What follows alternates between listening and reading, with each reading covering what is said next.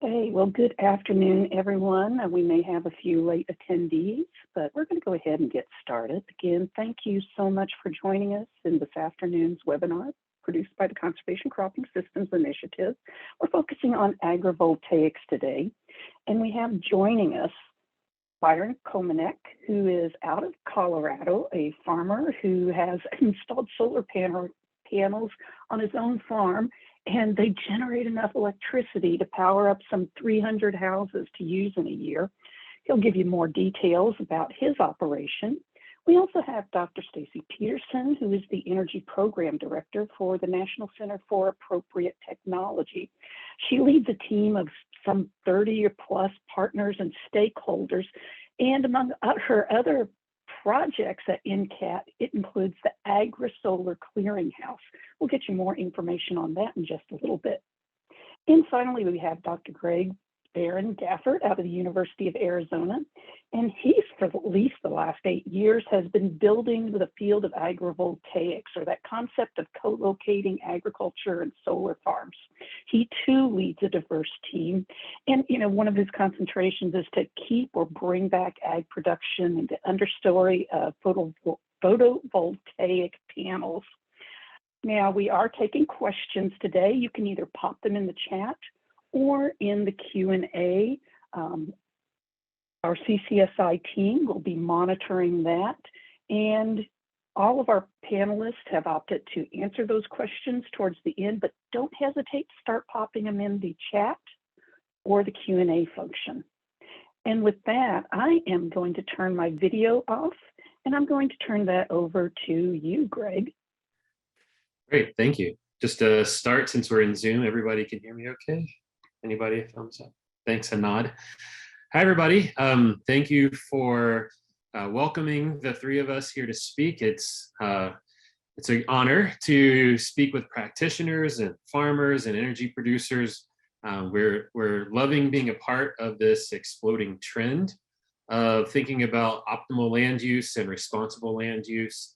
Today, we're going to be talking about agrivoltaics, which we'll define more broadly in a moment, as a climate smart and conservation cropping practice, keeping in line with the theme that Lisa's organization represents. And we use these terms climate smart and conservation cropping intentionally because we are talking about intentional marriage of renewable energy and food production in a way that is sensible, is responsive to the needs of certain areas, and is dialed to create an optimal system, whether that optimization is more in favor of certain types of food crops, certain levels of energy practice. So I'm Greg Barron. I also work at Biosphere 2, this place that you may have heard about. Sometimes people refer to it as like the biodome, but that's this illustration of this structure in the background. In the foreground, you can see examples of how we're growing crops in a traditional full sun setting and in the shade of this solar array. What's really great about the group of us that are here today is that I'm from the university, so I represent very much a research and development into how plants perform in different shady environments around the country, how we might work to conserve water, direct water off these panels to do good work for us. But I very much come from the research end of things. Byron comes from the practitioner side of things, an actual landowner. So he'll talk about someone who inherited land and suddenly found himself, as so many people will, I believe, in the coming decades, of inheriting farm land and wondering what's the best climate smart conservation way of being productive members of the community. And then finally, Stacie Peterson will wrap it up for us by sharing what the Department of Energy has invested in as a resource for you to follow up with beyond today. But I'm going to start by defining agrivoltaics. If you haven't heard this term, it's simply a mashup of the word agriculture and photovoltaics. We take the agri part of this production, the photovoltaics, the voltaics part, where photovoltaics is just renewable energy production from solar panels. So getting the lingo out of the way right from the start. We were being interviewed by this magazine, Green America, a couple of years ago. And one of the reporters said, "Oh, I get it. You're just a farm that harvests the sun twice." And how beautiful is that simplicity? We are talking about ways of harvesting the sun twice. First, in that overstory of solar capture for energy production, and then leaving some sun for the crop production underneath. And depending on where you're coming in from around the country, we know that there's a balance in terms of how much sun the plants need in that understory versus how much they're trying to avoid for that sunlight. I'm based in Arizona, and a lot of times we try to hide out in the shade, especially in the summer. And that can be true in almost any region. And we'll talk about that in a moment. Agrivoltaics can look like a lot of different things. The picture on the left is from Byron's farm that you'll see a little bit later, which looks like elevated panels just a bit farther off the ground so you can do more with them. In some places, we're talking about a moderate canopy of solar that's elevated. As this student here was measuring some of the crops in this growing environment. And sometimes we're looking at these teachers over here on the far right panel. We're talking about a greater density of solar. In case you want to concentrate your solar into, one portion of your parcel of land and grow under that, but not grow under the entire panel array. In this example, the panel density is much greater per unit area than on the left. And so pointing out that this can look like a lot of different things. And sometimes we're talking about agrovoltaics, that agriculture not being crop production, but being forage production for sheep for grazing. Sometimes that ag is coming in the form of creating an apiary so that we can have pollinator habitat and honeybee activities. And this co-location of vegetation and renewable energy yields all kinds of benefits. On the right is the scene that many of you are familiar with, food production. Growing crops in rows, irrigating in some way, or directing the water in some ways that you can support that plant growth. And that gives us food production. On the opposite end of the spectrum is energy production. And in the Western US, a lot of times that means clearing the vegetation out. And so you make a trade-off. You can produce energy in that system, but you don't produce other things. And what we're talking about is a co-location of these two, so that you think about the width of these little legs here on each of these things, representing how much you get from that system. You can actually get more energy in an agrivoltaic system if you can increase the efficiency of these panels in ways we can talk about later. You can also think about ways of other things you get, like water conservation. Each of these gives you revenue, but what is that potential for revenue gain when you have these two co-located together? And those of you who do farming or do energy production know that it's not just food or just energy. There's a whole suite of benefits. And in ecology, we call these ecosystem services, those things that you get either tangible or intangible from a system. And so in what we call flower diagrams, you see these little stems and these petals represent how much of certain things you might get. In a food production system, unless you're talking about biofuels, you're not getting energy production, but you are getting crop production, whether or not that's for food or food for animals or humans. You're getting biomass that's doing carbon uptake from the atmosphere. So that's a great service, that scrubbing of the atmosphere.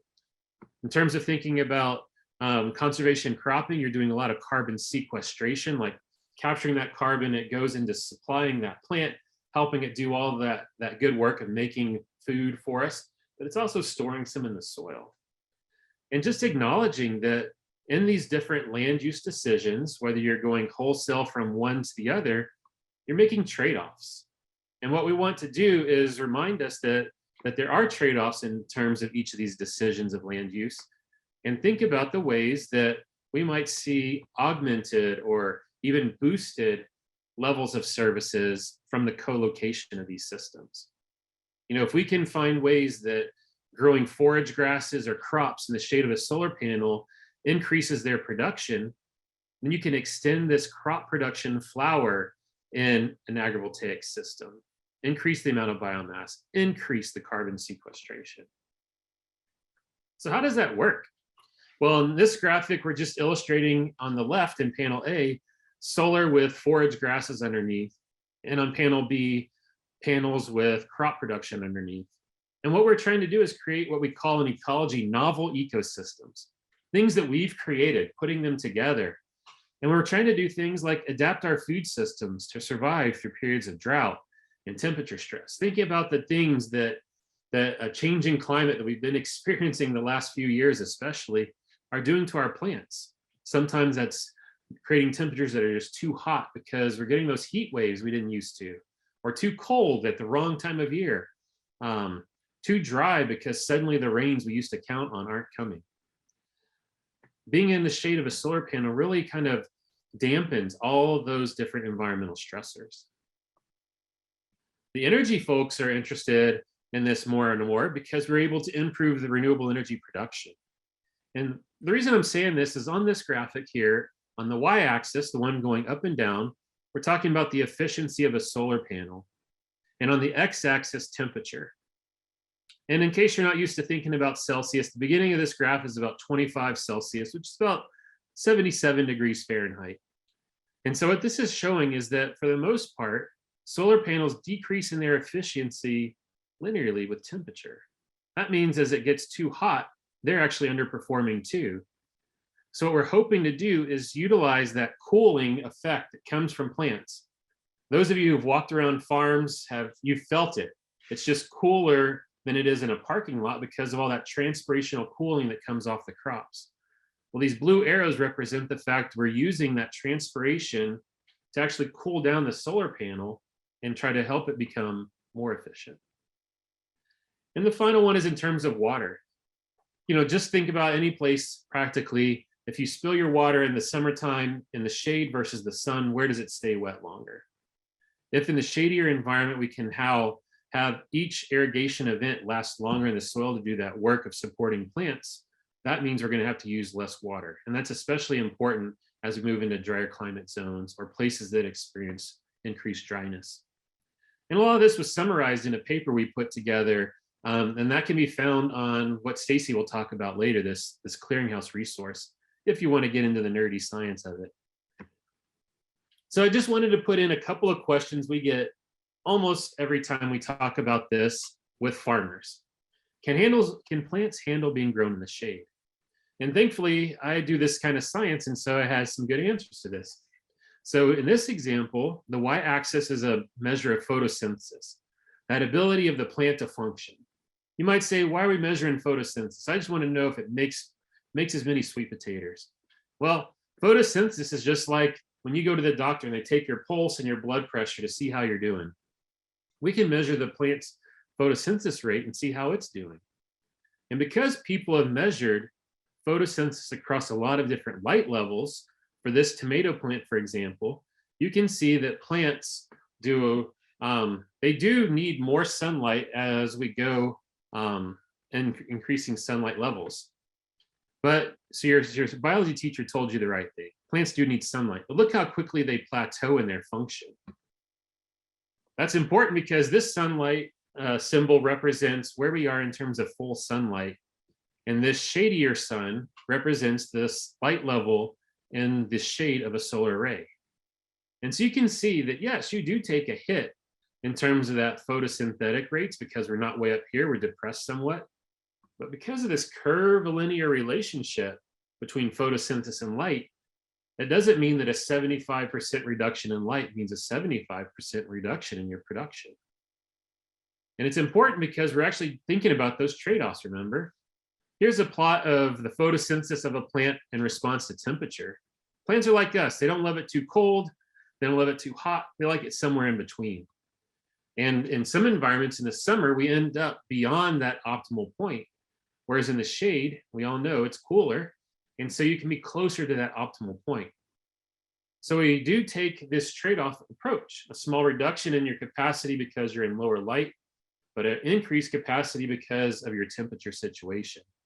And clearly you have to understand the agronomy or the plant function in your environment and with your crops to know how well this is going to work. Well, here's an example of some of the work we were doing. And it's important to know, and farmers may have realized this, But if we're looking at a plot of photosynthesis throughout a day, plants are green all day, right? They don't change colors throughout the day. But that doesn't mean they're doing photosynthesis all day. In fact, in our plants out in the open sun, they turn on when the sun does. They do enormous amounts of photosynthesis, that capturing carbon to grow and form fruits. But in the hotter time of the year, by lunchtime, they're shut off. You might see a little blip in that golden hour of sunlight at the end of the day, but they really concentrate their production to a shorter window. Otherwise, it just is too hot or too dry. And that's why sometimes farmers in drier or warmer places have to irrigate a second time to kind of keep plants from wilting. But remember that fact that we can keep that temperature and drought stress reduced in an agrivoltaic system under a solar array. Here's that hit we were talking about. Under optimal conditions, in terms of temperature and moisture, a little bit less light means a little bit less carbon uptake, but they can stay active longer during the day. It's a classic, turtle, tortoise, and the hare situation. So beyond thinking about carbon rates, we can go back to fruit production, and we can see that for some of our crops, like peppers and tomatoes especially, under the agrivoltaic setting, we can get enormously greater production. For some crops like jalapeno, we saw like about an 8% decrease. And so this I show oftentimes to make sure everybody knows there's not a one-size-fits-all solution. Some crops really love it. Some crops don't like it. Some crops don't really mind. These two on the end suggest a situation where adding photovoltaics would actually boost production. Jalapenos means that you can do both and capture that income from energy and that income from leasing for production underneath. At this point, as Lisa noted, we've been doing this work for a while, and we've been able to build out a table of crops where we've seen positive benefits or incredibly positive benefits, as in the example of carrots I'll talk about next. So another way that agrivoltaics helps, particularly in some of these environments, such as Indiana and Colorado, is helping us extend the growing season. And farmers, I know this, on clear nights, we cool off a lot more than we do on cloudy nights. And that's because all that energy that we got during the day returns back to the atmosphere, like these wavy arrows are representing. But clouds trap that and keep us warmer, kind of like an atmospheric blanket. Well, actually, solar panels do something very similar to the crop area underneath them. And so part of the way that we've been doing this work is using that trapped heat and that microclimate that it creates to actually to our advantage. And here's an example of a project we did with a local high school at an agrivoltaic site. Here, they wanted to grow carrots. They understood from our measurements that you're actually changing the microclimate in that area under a solar panel versus out in the open. And they said, okay, if it's cooler in there in like August than it is out in the full sun in the open condition, does that mean we can plant crops that would come in cooler parts of the year now? And so we did that study. Way down here, we plant carrots in November, late October, early November. But the students are growing crops in late August. And you can see those seeds that they planted when it wasn't the right season just died for science. Whereas in this agrivoltaic setting, we actually had changed the microclimate enough that we could create opportunities for germination. And what that meant was that these crops came online way earlier than they did typically. And this is the work we did with this teacher here, such that by November, when the carrots were coming up well, it was harvest time over here. And that meant that these guys got 3 harvests of carrots instead of the 1 that they're used to, because it also extended the growing season on the other end. So another way of using that trapped heat to our advantage is thinking about those random frosts or those random hailstorms that we get that really mess us up. The crops under these solar panels are protected from both those random frosts and the hail damage. In this example, we are growing sweet potatoes here in the agrivoltaic setting and here in that open sun setting. And this is after some frost we had in December. Here's a very disappointed first grader looking at some of the sweet potato plants and how they got that frost damage and now they're done for the season. Whereas under this agrivoltaic setting, they're still growing. And it's turned out in here that we can grow, that we can maintain production outside of our traditional growing season. And so what does that mean when you're operating in this type of environment and suddenly you're the one that can produce sweet potatoes, basil, carrots, these other crops out of season, and how that might boost your opportunity for selling. Ultimately, you can see this basil plant in our agrivoltaic setting that ended up being 6 feet tall because it didn't experience frost damage. Another thing that I wanted to share about is how the leaves of some of these plants have changed. This is an example of basil. On the right is a typical basil leaf that we grew in our full sun setting, whereas the basil leaf on your left here is grown in the agrivoltaic setting. And you can see how that leaf actually grew to a larger size to capture sunlight. And that's helpful if you are a farmer who's selling crops per unit leaf area or per bushel, because you're obviously going to have a lot more production with these larger leaves. And we found some similar features happening in our lettuces.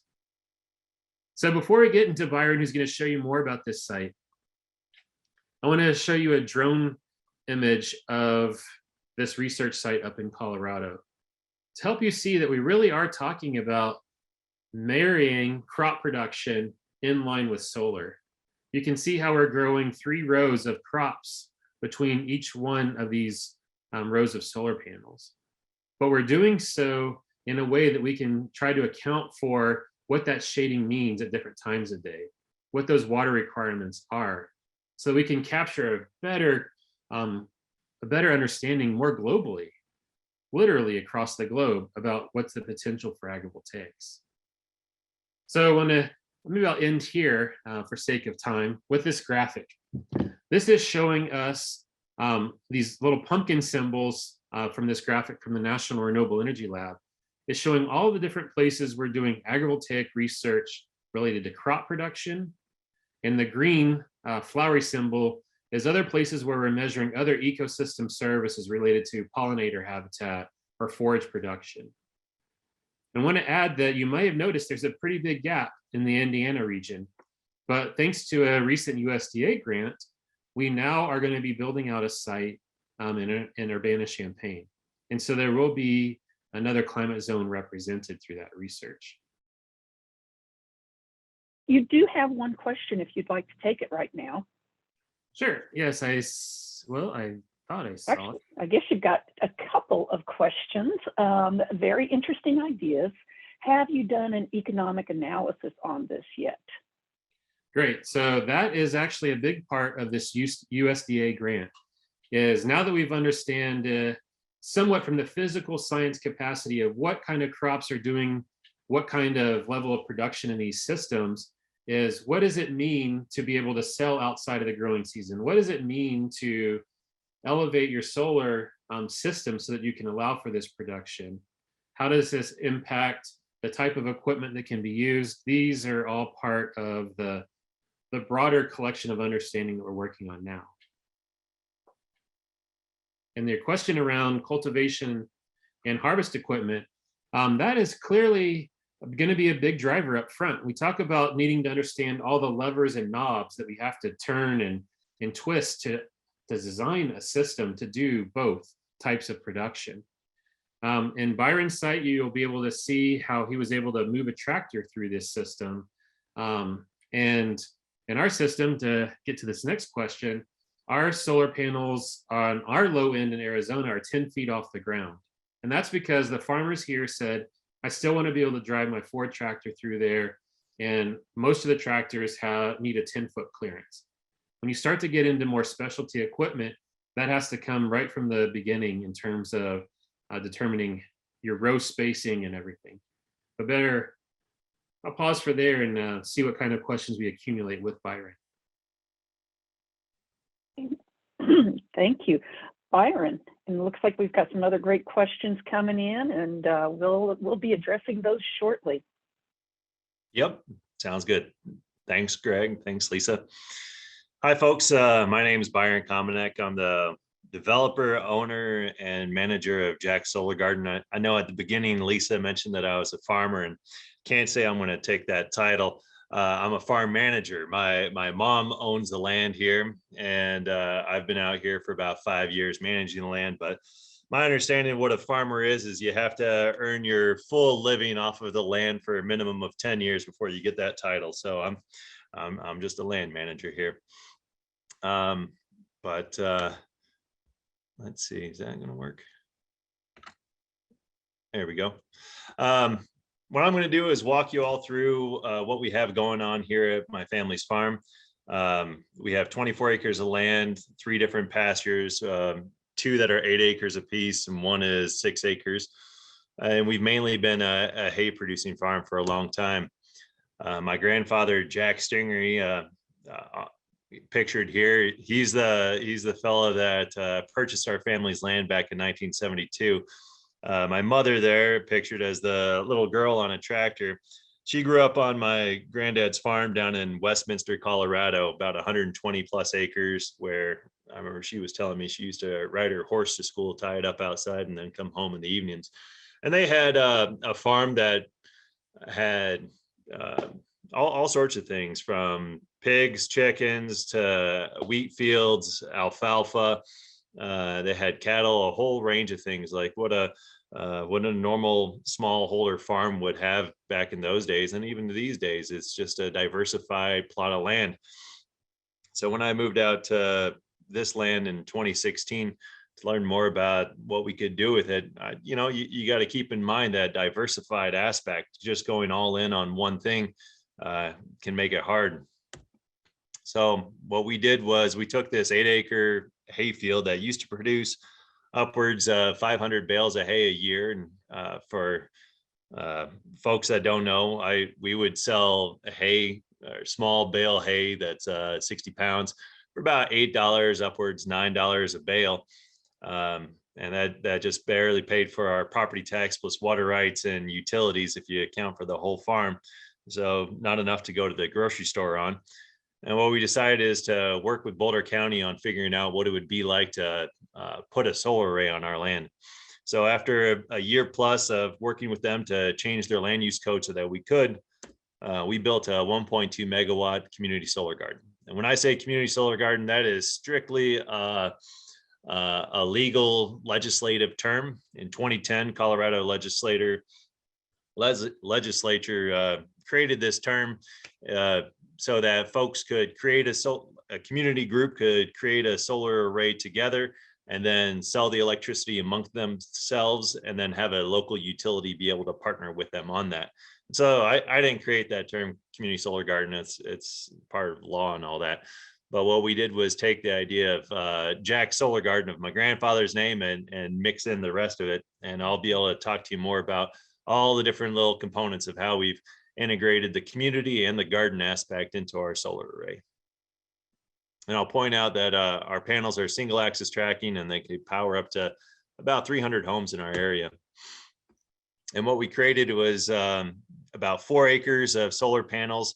And here you can see how these are drone images from Namaste Solar, where they clearly show the areas that we've tilled underneath the solar panels, and then areas that are in research. So those green areas underneath the solar panels are spots where researchers from Colorado State University are looking at carbon sequestration underneath the panels, or water movement, soil moisture. And a little bit further south, or further east on that picture, the National Renewable Energy Laboratory is also looking at pasture grasses as well as wildflower growth underneath our panels. But these static pictures, I don't really think tell the whole story. So what I did was create a time-lapse video over a course of a week in September.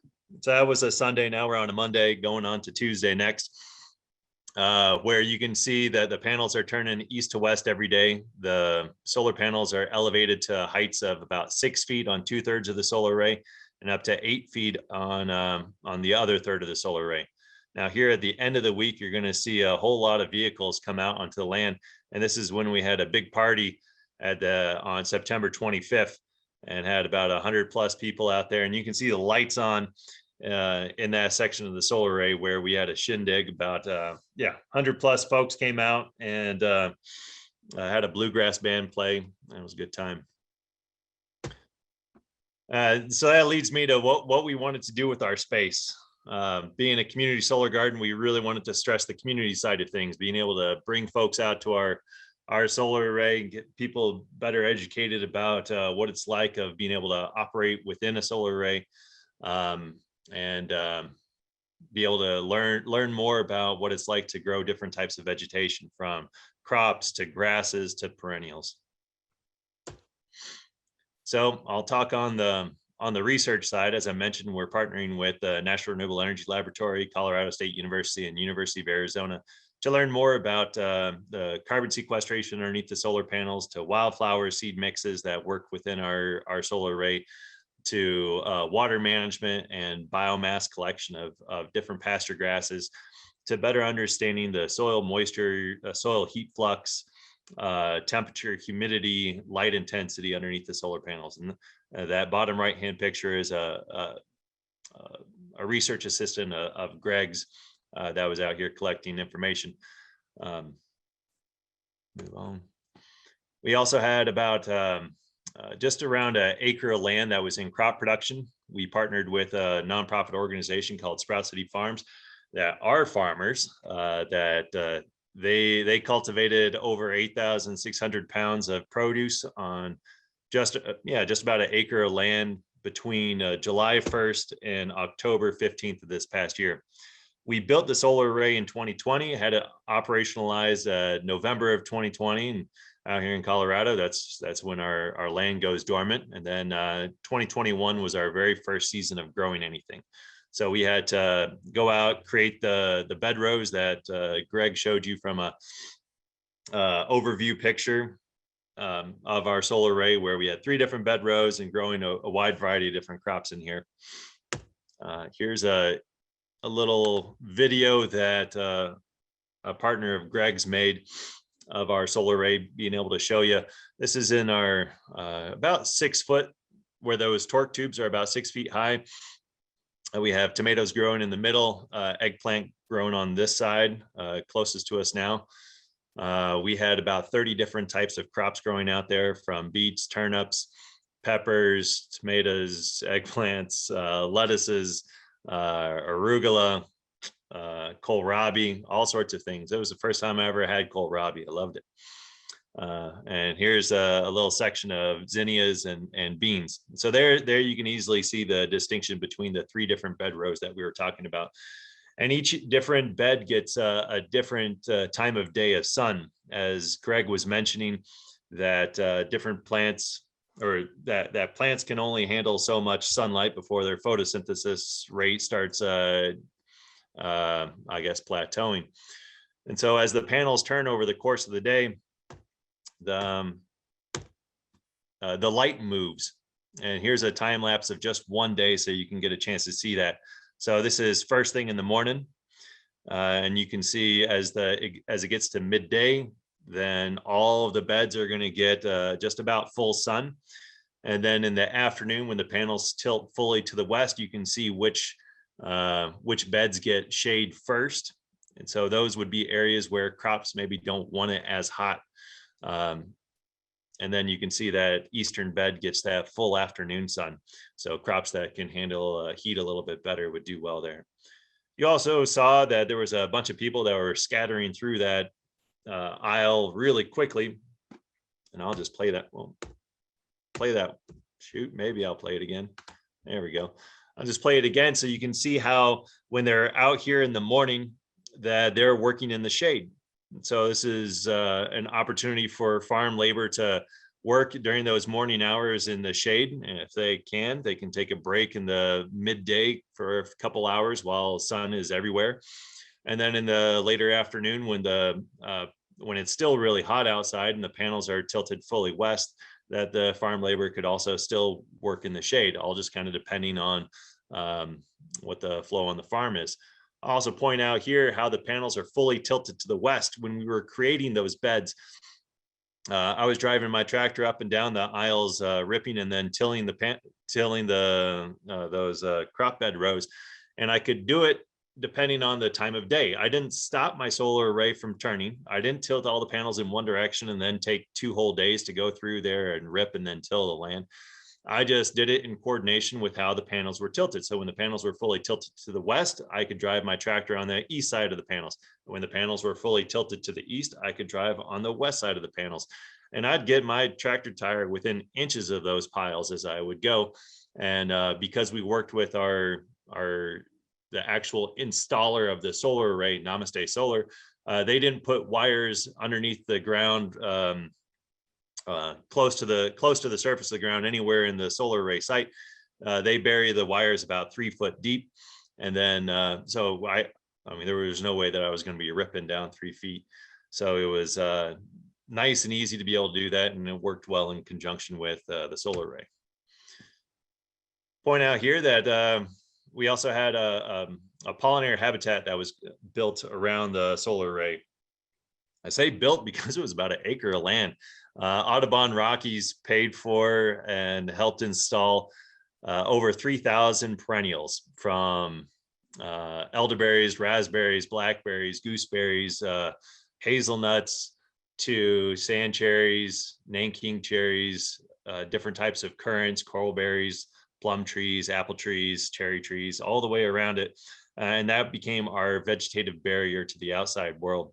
So it's a means for creating a space for beneficial insects and birds. And what I love is that we had a lot of snakes in that area. Typically on our hay fields, our cutters would go through, and unfortunately we would kill off a bunch of the garter or bull snakes that were in the area that weren't underground at the time. But having this strip of land around the outside, we noticed some beautiful 6 and 7 foot long bull snakes that were helping us out with our rabbit population. So just having that barrier around the perimeter of the solar array was quite nice to see. Plus, with all the fruiting raspberries and blackberries, when we did educational tours for folks, people could stop by and pick those berries as we continued around the solar array. We've hosted a variety of events on our land, from opening ceremonies through having that farm to table dinner on September 25th of this past year. And we intend to do more events out here in the future. I think we had in total over 1,000 people come out for either tours of events on our land this past year. And we hope to about double that in the coming year. But in that top middle picture where you see that tractor and those folks looking at what NREL has there and talking to each other, that's in our 8-foot section. So you can see how easy it is for people to just walk out underneath the 8-foot side. When the panels are flat like that, I could even drive my F-150 underneath those panels without touching the torque tube. We also promote artists out here. We have an annual stipend that we provide to a local artist to figure out what to do on our land to incorporate community members into it. So during our first year, we gave the stipend to a local permaculturalist that repurposed some of our farm materials into artwork that you can see on the left-hand side there. And then this past year, we had never thought that this was going to happen, but we found an artist that was a dancer. And so she did dance film, did some dance education for young kids that you can see in that top right corner, and then filmed a bunch of professional dancers. And that bottom right-hand side was when we had an event out here in October that we showcased those films for a crowd of folks. And down in the middle picture, we had a banjo player come out once during the season. And we look forward to having more music events out here in the coming years, and probably do that as fundraisers for our nonprofit, the Colorado Agrivoltaic Learning Center. And that leads us to talking about youth. So the Colorado Agrivoltaic Learning Center, in coordination with Jack Solar Garden, has brought out a variety of folks over the course of the past year. So I said about 1,000 people came out for tours or events, and we had over 150 high school students that came out to learn more about what it was like to integrate agriculture inside of a solar array. And that bottom right-hand picture again was from Colorado State University, where they were collecting biomass. And so all of this is our, I guess, my family's efforts to create something that's more beneficial to our community. it increased our revenue so that now I can go to the grocery store and that we're able to handle all of the farm's expenses from the energy being produced here. And then we also still have at least one field that's in hay production. So we still handle that side. So that's been a huge help. And then over time, we're still learning what it's like from our researchers as to what we can do out here on the land. And we'll be continuing to evolve what we're doing. And we hope to continue incorporating community members into it over time.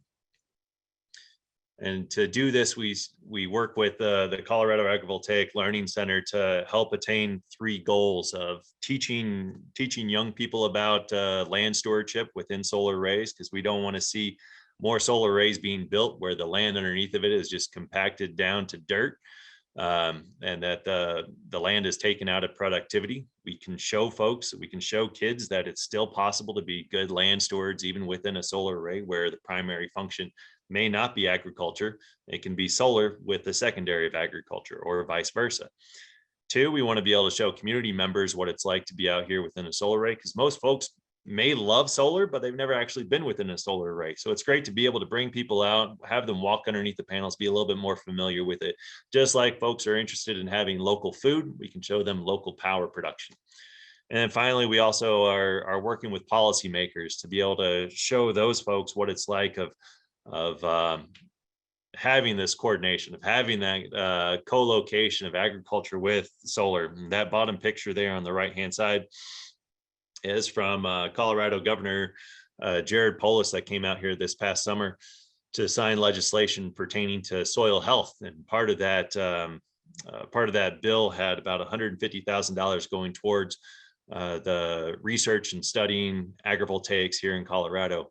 And my understanding is that there's policymakers still continuing to work on additional legislation that would help support and encourage agrivoltaics moving forward here in Colorado. So those are conversations we hope to be able to help along, especially as we're one of the largest agrivoltaic systems in the country that's doing so much on our land. And I mean, I'd say we're probably the coolest one out there. Sorry, Greg. Well, I guess part because of Greg, we are. I also like to point out that we have a world of partnerships. We had the National Renewable Energy Laboratory, CSU, and University of Arizona that's out here doing the research.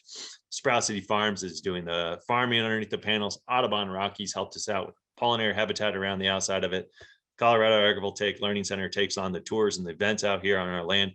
But we couldn't do this without folks that were actually funding us by purchasing our electricity. And there we have 2 governments, Boulder County and the city of Boulder, that purchased into our solar array to help us build the system to begin with. And then 5 companies that have subscribed in. And I'll point out the top 2, In the Flow Cannabis and Terrapin Care Station, are 2 cannabis companies here in Colorado that the city of Boulder and Boulder County tax at a higher rate for the energy that they consume. They can either pay the government an additional 2+ cents per kilowatt hour for the energy that they consume for growing cannabis, or they can subscribe into a community solar garden.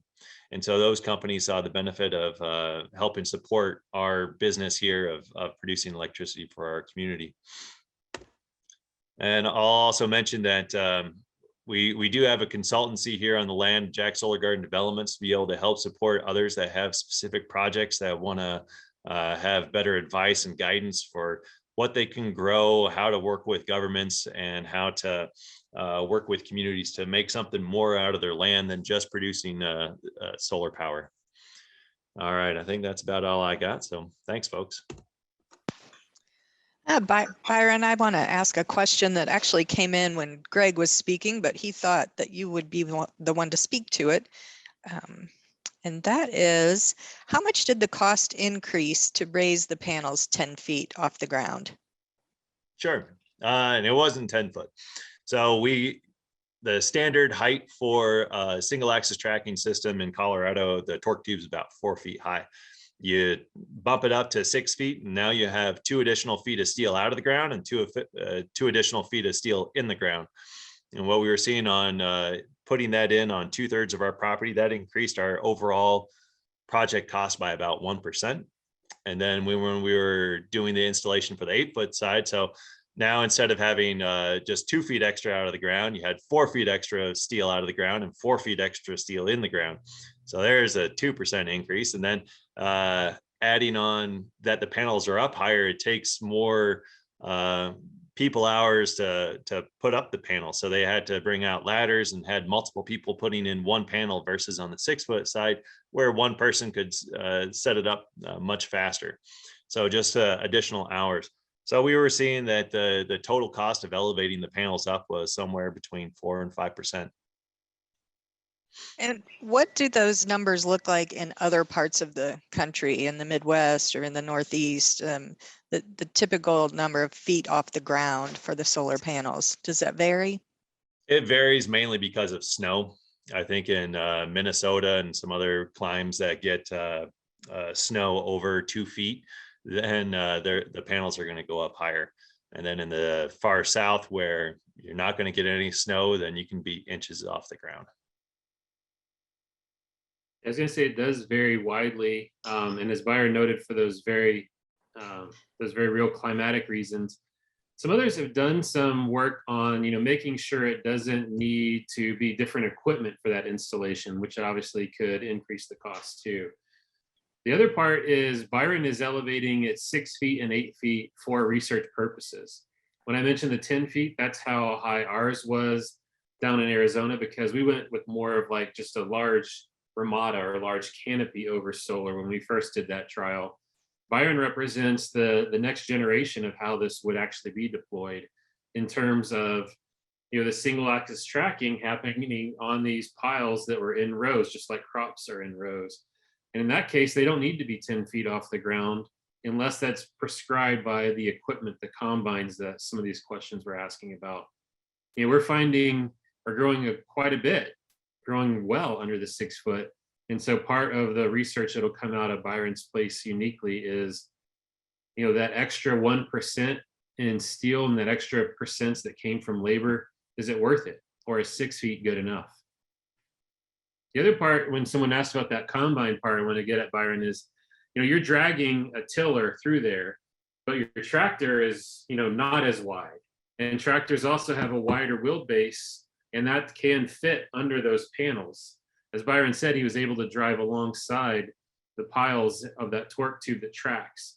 You didn't have to have the entire width of space between those rows, the width of your tractor. You just had to be where your wheels weren't running into the panels.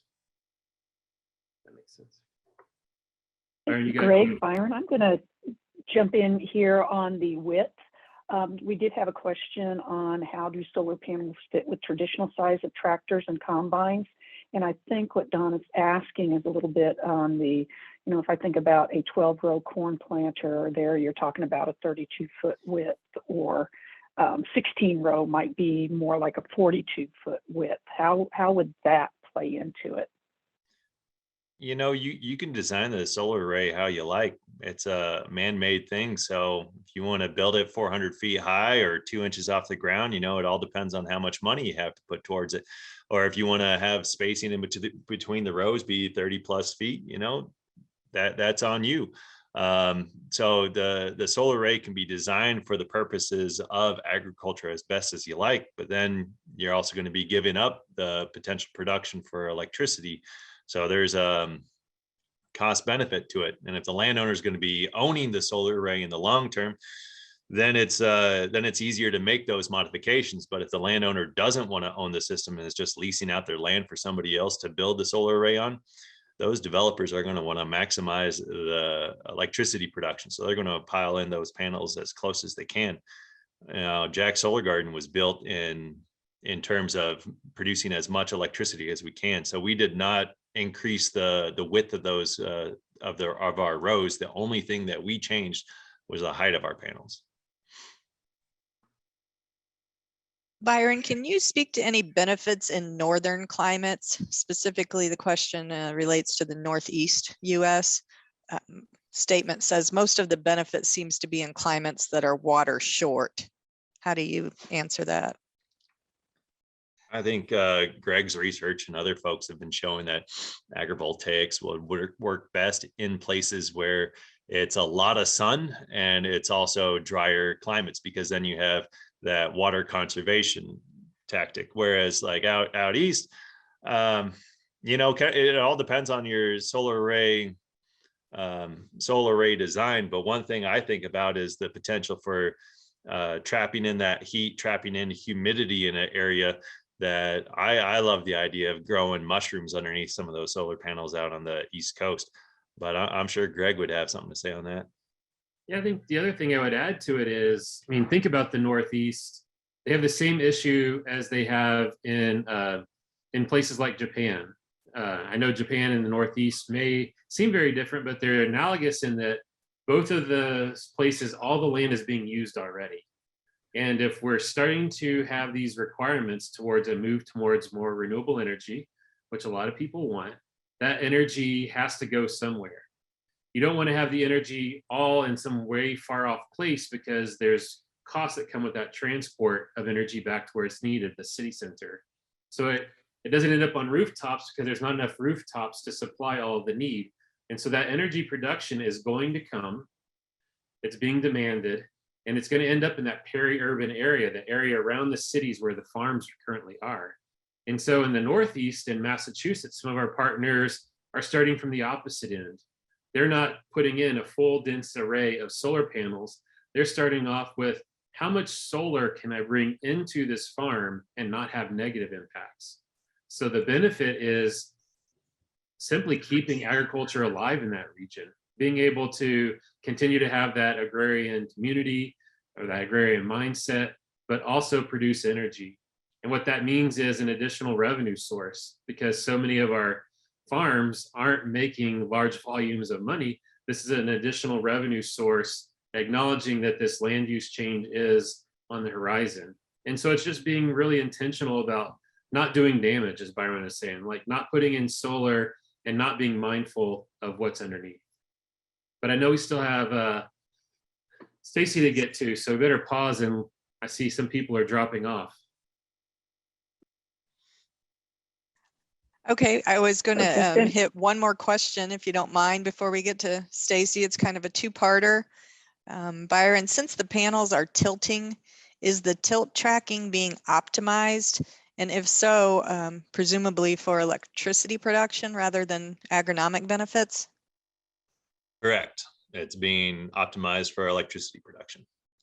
And was it your preference or Namaste Solar's to go with tracking arrays versus fixed tilt arrays? And this presumes that tracking arrays cost more. It was my preference. Over the long term, more power is being produced from a single axis tracking system than a south facing fixed. Okay, thank you. We will try to get to as many of these as we can when Stacie's finished with her presentation. And take it away, Stacie. Okay, well, thank you very much. Thanks for having us. Thank you to Lisa and to CCSI. And thanks, Greg and Byron. Those were really interesting. I'll just be very brief. I wanted to let everybody know about a new resource. It's the AgriSolar Clearinghouse. This is an information sharing, relationship building clearinghouse of information that is sponsored by the Department of Energy, by their Solar Energy Technology Office. The website is here, our email also, and the phone number, if you'd like to get a hold of us. These are a few of the features of the clearinghouse. We have a centralized hub. If you go to our homepage, you can sign up and become part of our network. We'll send you newsletters, not too frequently, we won't spam you. We also have a user forum you can join if you want to talk to folks online there. We have a chat throughout the website. If you want technical assistance, we're there 8 to 5 with our energy specialists and our ag specialists at NCAT. Some of the folks on the call might know NCAT from our ATRA program or our Soil for Water or our Arm to Farm and our energy program. So those folks are part of this. And we have a large partner group too. Greg is a part of that. I'll talk about them in a moment. And we have a peer-to-peer networking. If anyone would like to join as a peer mentor or a peer mentee, we're facilitating that. We're developing a storytelling atlas of all of the different sites around the country. And then we have an information library I'll talk about just for a sec here. This is our media section. The media section contains blog posts, and we curate news articles. You know, when you see an article about, there's several about Jack's Solar Garden there. We curate those as they come out, so you can get that information in one spot. We have videos from our partners and case studies, and we're developing a podcast series. And then we have a free to download image gallery. We have a library. This library has over 300 peer-reviewed, free to download articles. I like the geeky science stuff, like Greg was describing. So we have a lot of that there, a lot of Greg's studies. And then we have each of them abstracted if you want to know what's going on. The whole site is 508 compliant, so it's accessible to all. And we'll be adding to that over time too. That was just to kick it off, the original 300. This is our forum. We're always open for more forum topics if you want to join and let us know something else that we want to talk about within the forum. And one of the big strengths of the AgriSolar Clearinghouse is our partner group. We have a wonderful partner and stakeholder group. Greg is one of our partners. We're also partners with folks at the national labs around the country, the NREL, National Renewable Energy Lab, Oak Ridge, and Argonne. We have folks from the Smithsonian, the Center for Rural Affairs, folks from Cal Poly, George Washington University, and some renewable energy advocates around the country like Renewable Northwest and MREA. And then folks like Ridge to Reefs, and they're doing really interesting research in insular communities. So in Hawaii and Puerto Rico, where there's a really nice marriage of need for land and farming, so and solar. So it works well for agrivoltaics. And we've got groups like Helical Solar, and they're looking at cattle underneath. So you have to raise the racking system for that, but they're doing some good work in that space. So we've got case studies on those on the AgriSolar Clearinghouse. We also have a wonderful stakeholder group. I think I saw Lucy in one of the chats there. Lucy Stolzenberg is one of our stakeholders. Andy Bingle from the Colorado Agrivoltaic Learning Center is also a stakeholder. We've got great people like the ASGA group, American Solar Grazing Association is part of this. So is the Bee and Butterfly Habitat Fund, groups like NL and the Pollinator Partnership and American Farmland Trust. So if any of you would like to meet any of these folks or would like to be connected, just let me know. We can do that as a function of our networking at the AgriSolar Clearinghouse. And then I'm open for any questions, but I know we're at the end of our time, so I'll stop there.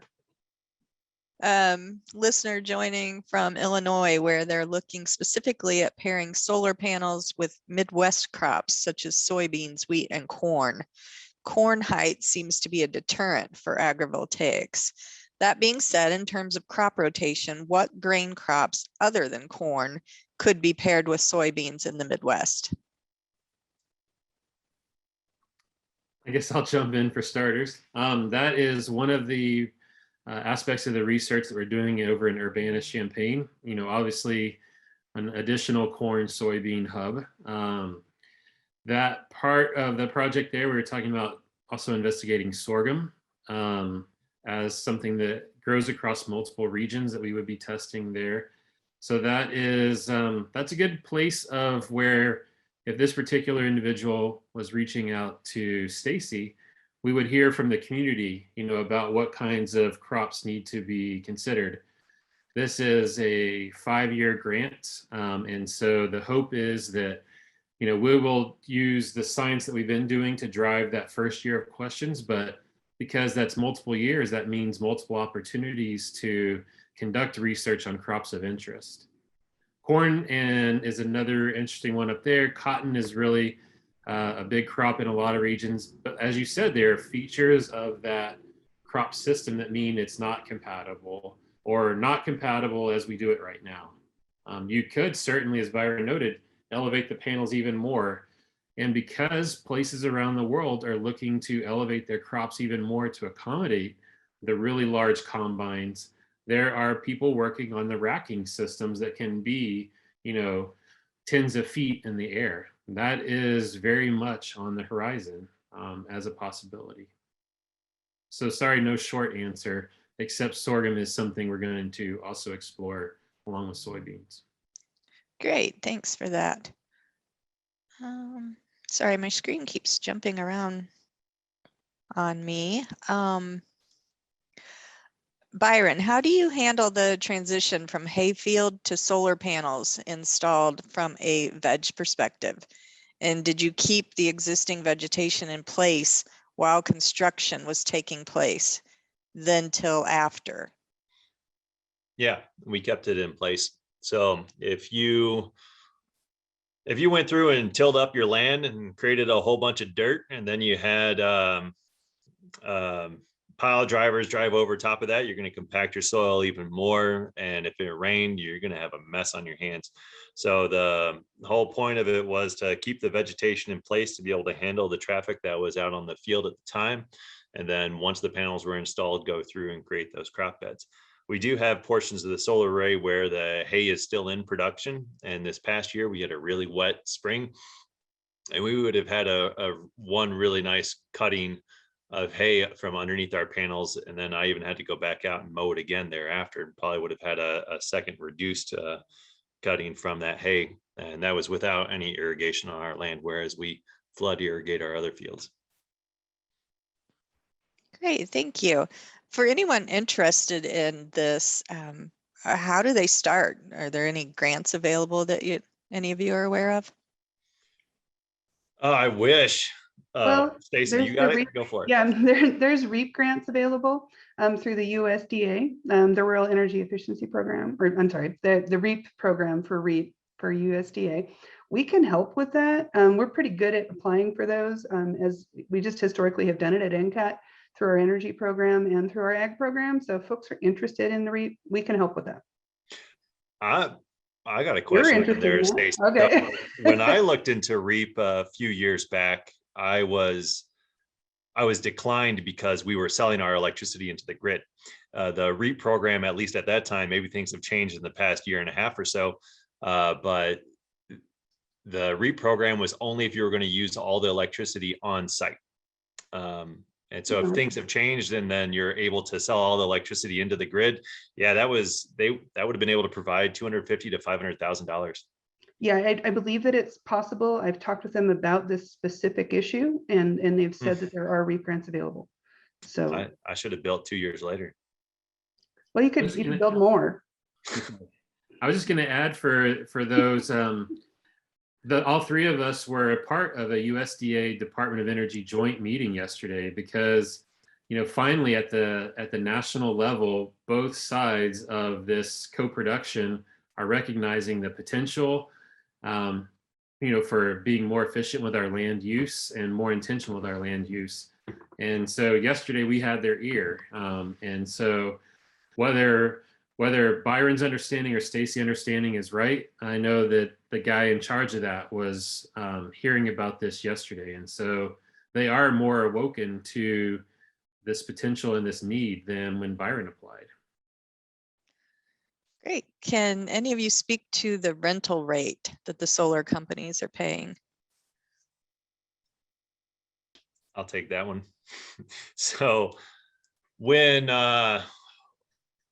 we were starting this project back in 2017, I didn't imagine owning the system nor operating in the future. I was just like, well, let's just lease the land to somebody and see what happens. So I contacted a handful of solar developers, and we were being offered $600 an acre a year. I said, well, that's too little. I don't want to bother with you all on that one. I mean, we get close to that on our hay, so let's just leave that alone. And they came back the next week and offered $1,200 an acre a year. I said, so there's money here. Let me sort out how to do this myself. So I was also reading in about a large project that's being built somewhere in the Midwest by Doral Renewable, and in that news article, they were mentioning lease rates of $600 to $1,000 per acre per year in some areas. And I'll say your ability to get higher lease rates is going to depend on how close you are to a three-phase electrical line. So the reason for that is how long do they have to pay for an electrical line to go from your farm over to the solar or to the electricity grid. Ours was about 200 feet, so it made it real cheap compared to folks that want to go a couple miles. So if you notice that you have 3-phase lines nearby, then you're going to be in good shape. Great, thank you, Byron. Another question for you, a great demonstration project. Could you please explain how the business model behind the community, what the business model behind the community solar array looks like? And does Jack's Solar Garden receive a share of energy revenues, lease income, or both? So the community solar garden model is basically you pay upfront for a utility power plant, just like a coal power plant, natural gas. You put a huge investment upfront, and then you recoup those costs over time. And then you're looking at the lifetime of the project. So we have a 20-year long deal with Xcel Energy, and we hope to be able to pay off our bank loan somewhere between year 10 and 15, kind of depending on how much power we're able to produce, or what different incentives might come through on the Colorado State Legislature. But what we do is there's something called power purchase agreements that you set up with either the local utility to buy your renewable energy credits or to buy your electricity straight. And then also subscription agreements that you can have with individual companies or residents or governments to be able to sell that power to them. Each utility is going to have different means by how you can structure those agreements, and also who your customers could be to be able to sell that electricity back to them, or by what means, if you have to create your own transmission lines, which would be terrible, or if you could just connect into that local utility grid. Thanks. We have a question here from a solar developer interested in learning about crops that can be integrated with standard SAT designs. A 5% cost increase on the installation would be $15,000 to $30,000 per acre. How can they recoup that via ag production?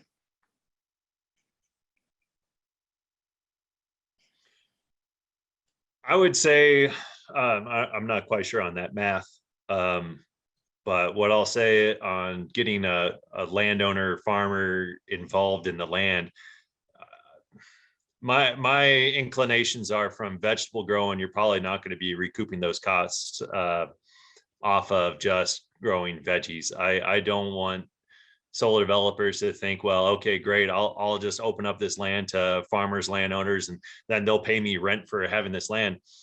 Probably ain't going to happen, friend. More than likely, you're going to need to provide some upfront capital or some sort of salary for doing vegetation management. Most solar array assets owners have to pay some level of vegetative management practices over the course of the year. In some areas where it's wetter, they have to go out and mow that grass 5-6 times a season. Otherwise, the grass will grow up over top of the solar panels, depending on the height of them.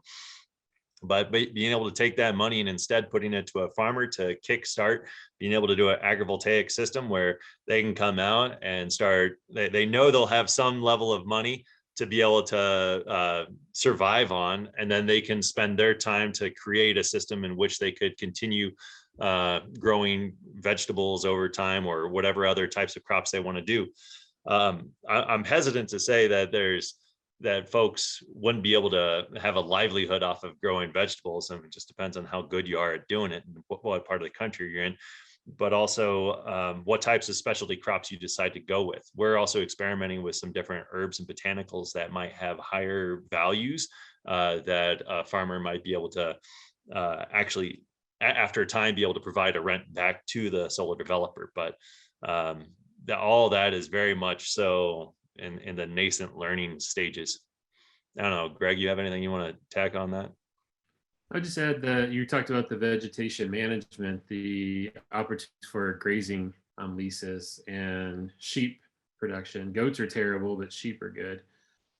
Someone also mentioned about cattle. That is definitely another area that's being explored. Both the Department of Energy and the USDA recognize that there are lots of opportunities for pasture land if we can get around the fact that cows are big, heavy, sometimes clumsy animals that like to scratch their backs on things. But that means that we need to figure that out, which humans are great at solving problems. And so there are people actively working on the next generation of installation techniques that can work with that. I'd also like to add that, from a solar developer perspective, this really increases community acceptance. So that might not be a dollar value that you're seeing coming in from a crop, but it's worth a lot of money. It's worth a lot of time and effort and your staff time. And overall, you're going to have a happier community and much greater acceptance in the long term if you go this route. Fully agree with Stacie on that one. Like it'll open up lands that government wouldn't have allowed you to put in, or I mean, if we were just putting up a solar array and not doing the rest of this, maybe our county and our community wouldn't have allowed us to do it. Right. Yeah. It's going to help you in your permitting. It's going to help you in all of that. That's great. Thank you for bringing up that important point. Could you talk more about some of the efficiency gains that are seen in solar panels with the introduction of crops under the panels? Yeah, sure. I'll jump on that for starters. I mean, this is coming back to that question about where you are in the country and how hot your air is. I mean, if the air is, let's say, 90 degrees outside, your solar panel is going to be well above 90 because it's a black object that is intentionally capturing sun energy. That doesn't mean that it's creating a hot island or anything around you. What that means is that it's warmer than the air. And so anything you can do, as you saw from that graph, anything you can do to cool down the solar panel itself means you're going to be increasing efficiency. So we found that, you can you can cool down the panel by about 10 or 12 degrees here where we're warmer and there's less humidity. And so the plant's creating humidity creates that cooling effect. That translates into a 3% increase in production. How much that holds in other climates is part of this national network of sites that we showed, where we're trying to install the instrumentation that's doing that measurement of panel temperature and efficiency throughout. So I don't think we have a clear answer on, where you live and what kind of increase in production you would see with X kind of crop. We're not there yet. That's where this is heading.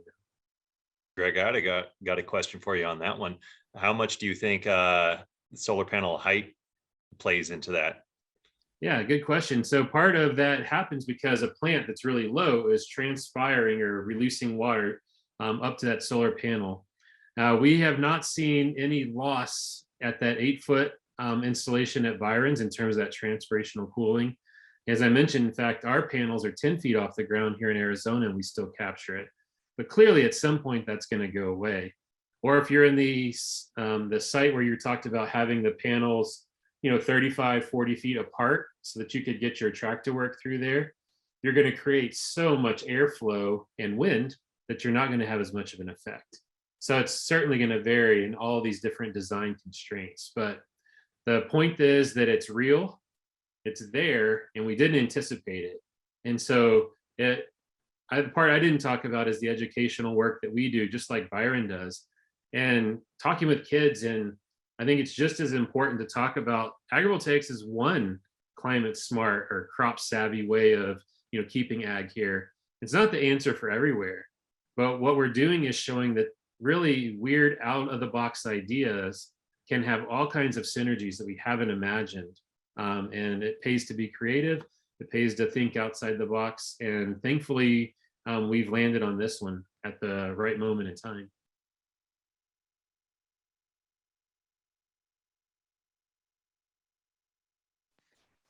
Thank you. Are there any solar sites you're aware of being built on, say, defunct factory sites or shopping centers? We've seen a lot of those closing and going by the wayside. Are you seeing solar sites built in those types of places? Yeah, there are quite a few landfills too. We have a whole section on this in the AgriSolar Clearinghouse if you'd like to look at it. Or if you want to specifically know, I can email you links, but they're going on in brownfields, Superfund sites, and reclaimed sites around the whole country. Greg, did you want to jump on it? No, I think that's right. I mean, with each of these places, we're trying to figure out what it means. A brownfield means that the soils are contaminated in a certain way. So how can you do some type of ag or restoration on those sites that brings these other benefits? Thankfully, we know all kinds of science about you can grow a sunflower on a brownfield and it doesn't mean you're going to poison the bees. So let's apply those really good practices to these places we can't grow our food but that also means you're not taking good farmland that isn't a brownfield out for solar. And so it's part of a portfolio, but I'm glad you brought it up. Okay, we're going to just take, and I know that Byron has to get going here, so we're just going to take one or two more questions. And don't forget the websites that we posted in the chat. They're great resources. We'll include that in the email we're going to send out to the registrants. Okay, what is your experience in working with local government to change land use regulations to attract agrivoltaic? Yeah, that's me. It was great to have them as a partner. When we first brought this to Boulder County Land Use Department, they said, no way, you can only have 100 kilowatts of solar array system on your land. So doing a 1.2 megawatt solar array on prime farmland, out of the question. And with over the course of time of talking with them about the county's goals for having local farms be profitable, the county's goals for having more renewable energy, folks around here are trying to go 100% renewable in the next 10 to 20 years. And then just talking about how we want to have more local food in our space. The county said, okay, you know, these are things that we need to think about.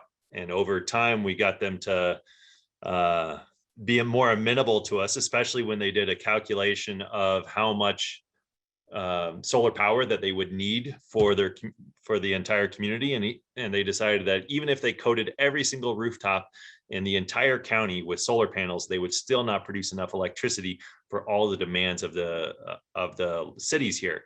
So they understood that they do need to learn how to put solar on more farm fields, because that's the main type of non-urban land that we have in Boulder County.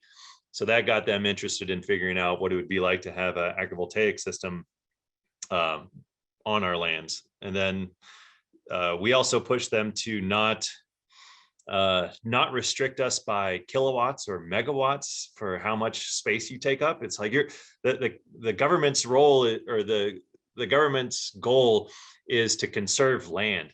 And so talking about kilowatts or megawatts is a non sequitur.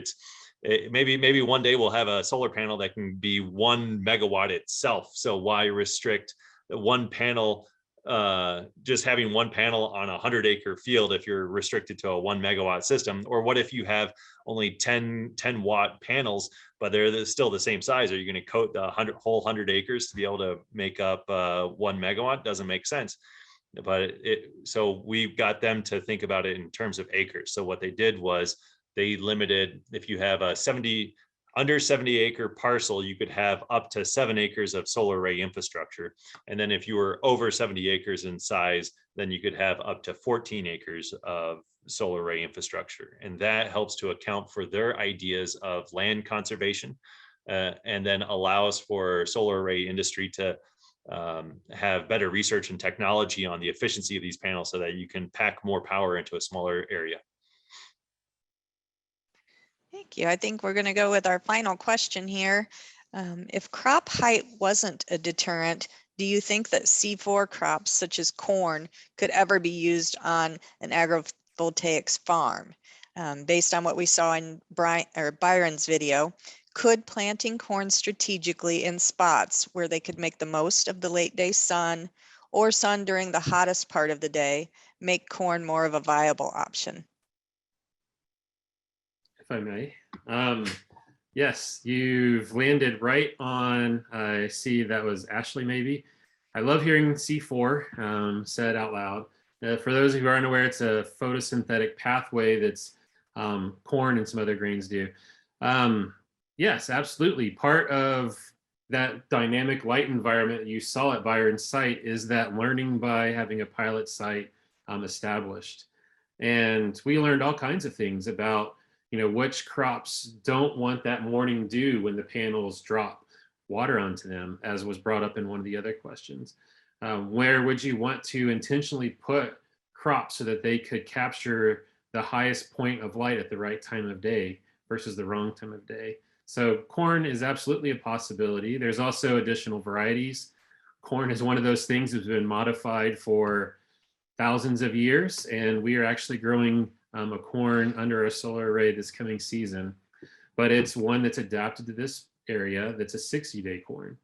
So I think part of where this is heading is as we find more challenges, we're finding more solutions. And so we will absolutely find ways of introducing corn into these systems, but you have to just be mindful about where you put it and what types you grow, but definitely.